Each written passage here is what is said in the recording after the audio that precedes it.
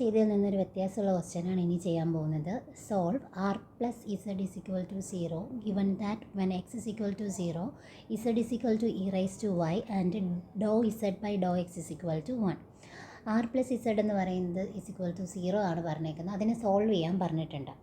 അതും X is equal to 0 എപ്പോഴാണോ X 0 ആവുന്നത് ആ സമയത്ത് ഇസഡ് എന്ന് പറയുന്ന ഇ റൈസ് ടു വൈയും doh Z by Dr x എന്ന് പറയുന്നത് 1 ആകും എന്നാണ് പറഞ്ഞേക്കുന്നത്. അപ്പോൾ ഈ കണ്ടീഷൻസ് ഒക്കെ യൂസ് ചെയ്ത് വേണം നമ്മളിത് സോൾവ് ചെയ്യാൻ വേണ്ടിയിട്ട്.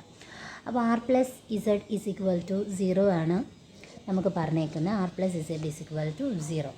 ഇതിൽ ആറ് എന്ന് പറയുന്നത് നമ്മൾ ആദ്യമേ പഠിക്കുന്നതാണ്. P q r s t ഇതിൻ്റെയൊക്കെ നൊട്ടേഷൻ മീൻസ് നമ്മളിത് doh Z by Dr x doh Z by doh y ഇതിൻ്റെയൊക്കെ നൊട്ടേഷൻസാണ് നമ്മൾ p q r s t എന്നുള്ള ഫോമിൽ പഠിച്ചത്. അപ്പോൾ ആർ എങ്ങനെയാണ് വരുന്നത്? ആർ എഴുതുമ്പോൾ doh square z by Dr x square ആണ് ആർ എന്ന് പറയുന്നത്. അത് ഓൾറെഡി പഠിച്ചിട്ടുള്ളത് തന്നെയാണ്. Plus Z is equal to 0. Okay, ഇനി ഇതിനെയാണ് നമ്മൾ സോൾവ് ചെയ്യേണ്ടത്. ഇതിൽ ഡോ ബൈ ഡോ എക്സ് എന്ന് പറയുന്നതിനെ ഞാൻ ക്യാപിറ്റൽ ഡി ആയിട്ടാണ് എടുക്കുന്നത്. അങ്ങനെയെങ്കിൽ doh square z by Dr x square എന്ന് പറയുന്നത് ഡി സ്ക്വയർ ആണ്. അപ്പോൾ ഡി സ്ക്വയർ ഇൻറ്റു ഇവിടെ ഒരു ഇസഡ് കിടപ്പുണ്ട്. D square Z plus Z is equal to 0. Z പുറത്തെടുത്ത് കഴിയുമ്പോൾ നമുക്ക് പിന്നെ വരുന്നത് D square plus 1 is equal to 0 എന്നാണ്. ഇതിൽ നമ്മളിപ്പോൾ ഓക്സിലറി ഇക്വേഷനിലോട്ടാക്കാൻ പോവാണ്. ഓക്സിലറി ഇക്വേഷനിലാക്കുമ്പോൾ ഡി എന്ന് പറയുന്ന ടേമിന് പകരം ഞാൻ എം ആണ് കൊടുക്കുന്നത്.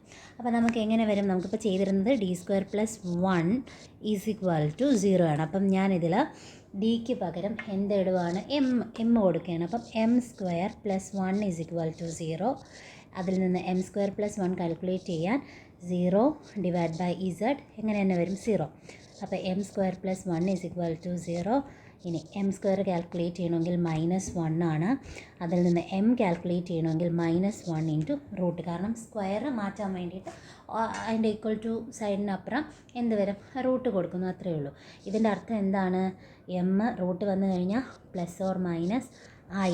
ഇത് നമ്മൾ വാല്യൂസ് പഠിച്ചിട്ടുണ്ട്. ഈ ഐയുടെ കോംപ്ലിമെൻ്ററി ഫങ്ഷൻസ് വരുന്ന ഒരു പ്രോബ്ലം കൂടെ ചെയ്തിട്ടുണ്ട്. അപ്പോൾ അതിൽ എടുത്ത് പറഞ്ഞിട്ടുണ്ടായിരുന്നു ഐയുടെ വാല്യൂ. ഓക്കെ, എന്താണ് ഓർമ്മയുണ്ടോ? I is equal to root -1 എന്നാണ് നമ്മൾ പറഞ്ഞിട്ടുണ്ടായിരുന്നത് ഐയുടെ വാല്യൂ. ഓക്കെ, അപ്പോൾ നമുക്കിവിടെ എങ്ങനെ എഴുതാം? ഈ എം എന്ന് പറയുന്നത് പ്ലസ് ഓർ മൈനസ് ഐ. ഇനി ഇതിനെ തന്നെ എങ്ങനെയാണ് പറയുന്നത്? 0 പ്ലസ് ഓർ മൈനസ് ഐ എന്നുള്ള ഫോമിലാണ് ഈ കിടക്കുന്നത്. പ്ലസ് ഓർ മൈനസ് ഐ എന്ന് പറഞ്ഞാൽ 0 പ്ലസ് ഓർ മൈനസ് ഐ ആണ് വരുന്നത്. ഇതിൽ നമ്മൾ ഈ എമ്മിനെ തന്നെ സ്പ്ലിറ്റ് ചെയ്ത് എടുക്കുന്നുണ്ട്. എന്ന് വെച്ചാൽ M1 M2 എന്നുള്ള ഫോമിലോട്ട് ആക്കുന്നുണ്ട്. അപ്പോൾ 0 എന്ന് പറഞ്ഞാൽ M1 ഐ എന്ന് പറഞ്ഞാൽ M2 എന്നുള്ള ഫോമിലോട്ടാണ് ഞാൻ ആക്കിയിരിക്കുന്നത്. ഐ എന്ന് വെച്ചാൽ ഐ എന്ന് പറയുന്ന ആ ഒരു പോർഷനിൽ ഒരു വാല്യൂ ഉണ്ട്. ആ വാല്യൂ എന്ന് വെച്ചാൽ ഇവിടുത്തെ വാല്യൂ എന്ന് പറയുന്നത് 1 ആണ്. 1 ഇൻറ്റു ഐ ആണ് ഐ എന്ന് പറയുന്നത്. അപ്പോൾ ആ 1 ആണ് M2 ആയിട്ട് എടുത്തേക്കുന്നത്. അപ്പോൾ M1 എന്ന് പറഞ്ഞിരിക്കുന്നത് 0, M2 എന്ന് പറഞ്ഞിരിക്കുന്ന 1. അപ്പോൾ ഇത്രയും കാര്യങ്ങളാണ് നമ്മളിപ്പോൾ ചെയ്തിരിക്കുന്നത്. ഇനി കോംപ്ലിമെൻ്ററി ഫംഗ്ഷൻ നമുക്ക് എഴുതാം. കോംപ്ലിമെൻ്ററി ഫംഗ്ഷൻ എന്ന് പറയുമ്പോൾ M1 plus or minus I M2 ആണ് കോംപ്ലിമെൻ്ററി ഫംഗ്ഷനായിട്ട് വരുന്നത്. ഇനി ഇതിന് ഒരു ഫോർമാറ്റ് ഉണ്ട്. E raise to M1 x1 ഇത് പഠിച്ച് തന്നെ വെച്ചേക്കാം. C1 cos M2 x plus C2 sine M2 x. ഇതാണ് കോംപ്ലിമെൻ്ററി ഫംഗ്ഷൻ്റെ സൊല്യൂഷൻ അല്ലെങ്കിൽ ആ ജനറൽ ഇക്വേഷൻ. സൊല്യൂഷൻ അല്ല, ജനറൽ ഇക്വേഷൻ അല്ലെങ്കിൽ ജനറൽ ഫോർമാറ്റ്. അപ്പോൾ ഇതിൽ E raise to M1 x1 ഇതിൽ നമുക്ക് നോക്കാം. നമുക്ക് വന്നിരിക്കുന്നതിൽ ഇ റൈസ് ടു M1 എത്രയാണ് എടുത്തിരിക്കുന്നത്? 0. x1 എന്ന് പറഞ്ഞാൽ x തന്നെയാണ് വരുന്നത്. g1 into cos M2 M2 എന്ന് പറയുന്നത് 1 ആണ് into X plus C2 into sine M2 എന്ന് പറയുന്നത് 1 ഇൻറ്റു എക്സ്. എങ്ങനെ വരും? നമുക്ക് E raise to 0x C1 cos X plus C2 sine X എന്ന് വരും. ഇതിൽ ഇ റൈസ് ടു 0x എന്ന് പറഞ്ഞാൽ എന്ത് തന്നെയാണ് വരുന്നത്? 1 ആണ് വരുന്നത്. അപ്പോൾ നമ്മുടെ കോംപ്ലിമെൻ്ററി ഫംഗ്ഷൻ എങ്ങനെ വരും? 1 into C1 cos X plus C2 sine X. So C1 and C2 എന്ന് പറയുന്നത് ആർബിട്രറി കോൺസ്റ്റൻ്റ് ആണ്. Okay, C1 and C2 arbitrary constant ആണ്. അപ്പോൾ ഇത്രയും കാര്യങ്ങളാണ് നമുക്ക് ഈ പറഞ്ഞ കോംപ്ലിമെൻ്ററി ഫങ്ഷൻസിൻ്റെ ഫോമുല അല്ലെങ്കിൽ ആ ജനറൽ ഇക്വേഷൻ ബേസ് ചെയ്ത് കിട്ടിയത്. ഇനി നമ്മൾ കറക്റ്റ് വേയിൽ എത്തിയിട്ടില്ല. അടുത്ത് എന്ത് ചെയ്യണം? നമ്മൾ ആദ്യത്തെ ഇതിലോട്ട് പോയപ്പോൾ നമ്മൾ C1 C2 ആർബിട്രറി കോൺസ്റ്റൻ്റ് ആണെന്നുള്ളൊരു ഫോമിൽ എത്തിക്കഴിഞ്ഞു. ഇനി വീണ്ടും നേരെ ഇതിന് എന്ത് ചെയ്യണം? ഇൻ്റഗ്രേറ്റ് ചെയ്യാൻ പോവുകയാണ്. അപ്പോൾ ഇൻ്റഗ്രേറ്റ് ചെയ്യുമ്പം ശ്രദ്ധിക്കേണ്ട കാര്യം പറഞ്ഞിട്ടുണ്ടായിരുന്നു. ഇൻ്റഗ്രേറ്റ് ചെയ്യുമ്പോൾ അല്ലെങ്കിൽ അതിൻ്റെ കോൺസ്റ്റൻ്റ് എന്ന് പറയുമ്പോൾ എപ്പോഴും മറ്റ് ഫംഗ്ഷനിലോട്ട് ആഡ് ചെയ്ത് വേണം നമ്മൾ എഴുതാൻ. അപ്പോൾ നമുക്ക് ക്വസ്റ്റ്യൻ തന്നിരിക്കുന്നത് എന്തുമായിരുന്നു? R+Z dou2 എന്നുള്ള ഫോമിലാണ് നമ്മൾ ആക്കിയത്. അതിൽ C1 C2 എന്ന് പറഞ്ഞ 2 കോൺസ്റ്റൻ്റ് ഉണ്ട്. അതിന് ഞാൻ എങ്ങനെ എഴുതി? C1 എന്ന് പറഞ്ഞാൽ f(y)ഉം C2 എന്ന് പറഞ്ഞാൽ g(y) ആയിട്ട് എഴുതി. അപ്പോൾ ഈ C1 C2ൻ്റെ വാല്യൂ നമ്മൾ ഇപ്പോൾ f(y) g(y) ആണല്ലോ കൊടുത്തേക്കുന്നത്. ഇത് നേരെ നമ്മൾ തൊട്ട് മുന്നേ സോൾവ് ചെയ്ത കോംപ്ലിമെൻ്ററി ഫംഗ്ഷനിലോട്ട് ഇട്ട് കൊടുക്കാം. തൊട്ട് മുന്നേ സോൾവ് ചെയ്ത ഫംഗ്ഷൻ ഏതായിരുന്നു?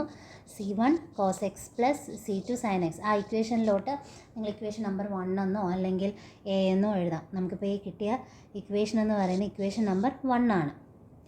ഓക്കെ, അപ്പോൾ ഇതിൽ C1ൻ്റെ വാല്യൂ എന്ന് പറയുന്നത് f(y) cos x + g(y) sin x. ഈ ഒരു ഫോമിലാണ് കിട്ടിയത്. കോംപ്ലിമെൻ്ററി ഫംഗ്ഷൻ എന്ന് പറയുന്നത് നമ്മളിപ്പം Z ആയിട്ടാണ്. എന്ന് വെച്ചാൽ Z f(y) cos x + g(y) sin x എന്ന് കിട്ടി. ഇനി ഇത്രയും ആയിക്കഴിഞ്ഞു. അപ്പോൾ ഇസഡിൻ്റെ ഫോമിലോട്ട് ആയിക്കഴിഞ്ഞു. ഇനി ഇസഡിൻ്റെ ഫോമിൽ ആയതിനു ശേഷം നേരെ നമ്മൾ എന്താണ് ചെയ്യേണ്ടത്? അവിടുത്തെ ബൗണ്ടറി കണ്ടീഷൻസ് അപ്ലൈ ചെയ്യണം. ക്വസ്റ്റ്യനിൽ പറഞ്ഞിട്ടുണ്ട് x 0 ആവുന്ന സമയത്ത് Z e⁻y. ഇത് ഒരു കണ്ടീഷൻ. രണ്ടാമത് x 0 ആവുമ്പോൾ ∂z/∂x എന്ന് പറയുന്നത് 1 ആവും. ഇത് രണ്ടാമത്തെ കണ്ടീഷൻ. അപ്പോൾ ക്വസ്റ്റ്യനിൽ x 0 ആകുമ്പോൾ Z e⁻y ആൻഡ് ∂z/∂x 1 ഈ ഒരു രീതിയിലാണ് പറഞ്ഞേക്കുന്നത്. അപ്പോൾ നമുക്ക് ഈ 2 കണ്ടീഷനും ചെയ്യണം.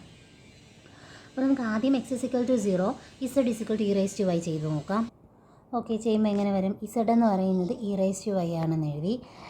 f(y) cos 0 + g(y) sin 0. അപ്പോൾ e⁻y f(y) cos 0 എന്ന് പറയുന്നത് എന്താണ്? cos 0 1 ആണ്. g(y) sin 0 എന്ന് വെച്ചാൽ sin 0 0 ആണ് വരുന്നത്. അപ്പോൾ നമുക്ക് കിട്ടുന്ന e⁻y f(y) എന്നുള്ള ഒരു ടേം കിട്ടിയിട്ട് ഞാൻ ഇക്വേഷൻ നമ്പർ 2 ആയിട്ട് കൊടുത്തു, അല്ലെങ്കിൽ സ്മാൾ ലെറ്റർ a ആയിട്ട് കൊടുത്തു. ഓക്കെ, ഇനി അപ്പോൾ ഫസ്റ്റ് കണ്ടീഷൻ ഞാൻ ചെയ്തു. അടുത്ത കണ്ടീഷനിലോട്ട് പോവാണ്. അടുത്ത കണ്ടീഷൻ എന്താണ് എടുത്തിരിക്കുന്നത്? x 0യും ∂z/∂x 1 എന്നുള്ള ഫോമിലാണ് വന്നേക്കുന്നത്. അപ്പോൾ ഇത് ചെയ്യാൻ വേണ്ടിയിട്ട് ഞാൻ ആദ്യം ഇതിൽ ∂z/∂x എന്നുള്ളൊരു ടേമിലോട്ട് നമ്മൾ ആദ്യത്തെ ഇക്വേഷനെ മാറ്റണം. ഓക്കെ, എങ്ങനെ മാറ്റാം? നമ്മൾ തൊട്ട് മുന്നേ നമുക്കൊരു ഇക്വേഷൻ കിട്ടിയായിരുന്നു e⁻y f(y). അപ്പോൾ ഈ ഒരു e⁻y f(y) എന്ന് പറയുന്ന ടേം നമ്മൾ ഇസഡിൻ്റെ ഇക്വേഷനിലോട്ട് ഇട്ട് കൊടുക്കുക. ഇസഡിൻ്റെ ഇക്വേഷൻ എന്ന് പറയുമ്പം Z എങ്ങനെയാണ് വരുന്നത്? f(y) cos x + g(y) sin x. ഇങ്ങനെയല്ലേ വരുന്നത്? ഈ ആണ് നമ്മുടെ ഇസഡിൻ്റെ ഇക്വേഷൻ.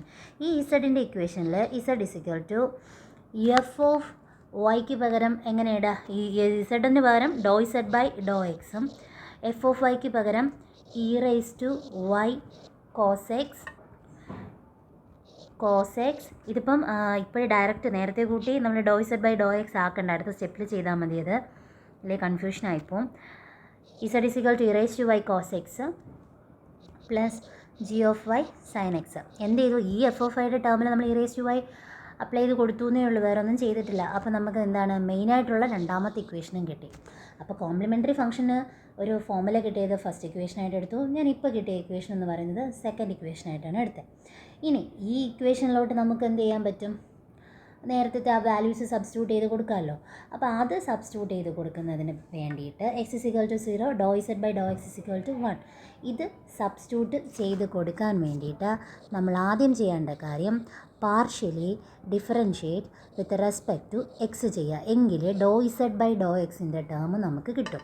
അപ്പോൾ z ചെയ്യുമ്പോൾ എങ്ങനെ വരും? ∂z/∂x e⁻y cos x ചെയ്യുമ്പോൾ e⁻y തന്നെ cos x എന്ന് വെച്ചാൽ മൈനസ് sin x ആണ്, പ്ലസ് g(y) കോൺസ്റ്റൻ്റ് ആണ്, sin x cos x ആണ് വരുന്നത്. അപ്പോൾ നമുക്ക് എങ്ങനെ കിട്ടും? -e⁻y sin x plus g(y) cos x.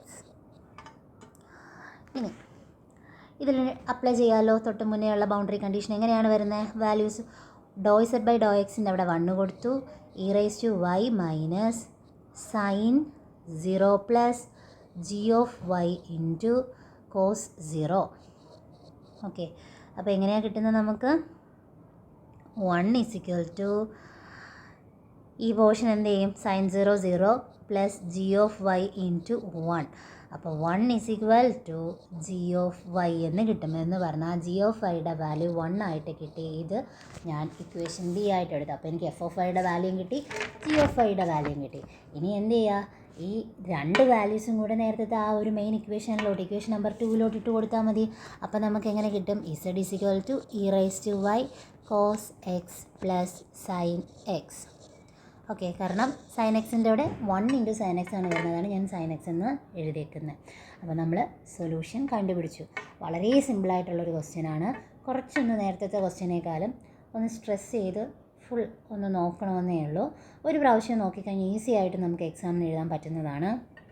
Maximum ഇതുപോലത്തെ ക്വസ്റ്റ്യൻസ് വരാൻ ചാൻസ് കൂടുതലാണ്.